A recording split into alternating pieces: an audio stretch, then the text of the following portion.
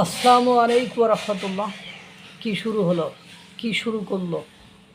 2 বছর ধরে মায়ের পিটানি গোতানি খাইয়া এখন উল্টো টিট ফট ট্যাটে গেল নাকি? কাউকে ছাড় দিচ্ছে না, যেখানে পাইতেছে একেবারে ফাটাই ফুটাই ফেলতেছে। একটা চিত্র এবং চিত্র দেখায়, আপনাদের ছবি দেখায়, দেখছেন?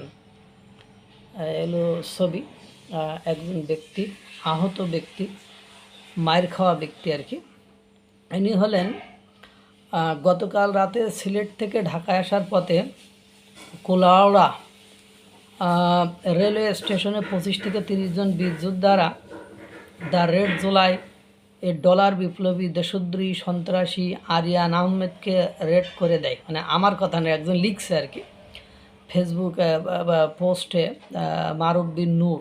আমি তাই পড়ে আপনাদেরকে শোনালাম। এ হলো অবস্থা, দেখেন কি মাইটটা না দিয়েছে তারে। এখন এই জন্য আমি প্রায় আমার ভিডিওগুলোতে বলি, don't touch anyone, never slap anyone, never killed anyone. কাউকে হত্যা করো না, কাউকে থাপ্পড়ায়ও না, কাউকে মেরো না, কারোর উপর অত্যাচার করো না।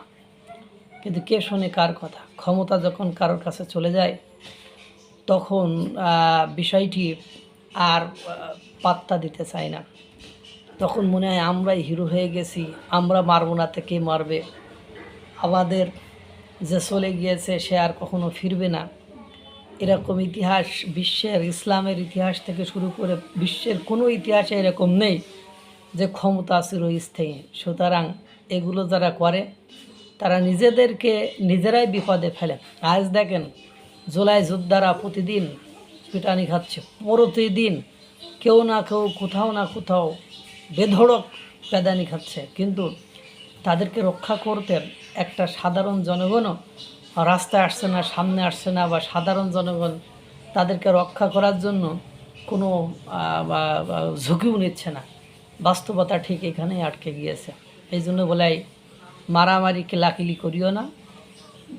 ব্যক্তি স্বাধীনতা থাকবে, মতের ভিন্নতা থাকবে এবং সহনশীলতাও থাকতে হবে। আল্লাহ তাআলা সকলকে ভালো রাখুন, সুস্থ রাখুন। আসসালামু আলাইকুম ওয়া রাহমাতুল্লাহ।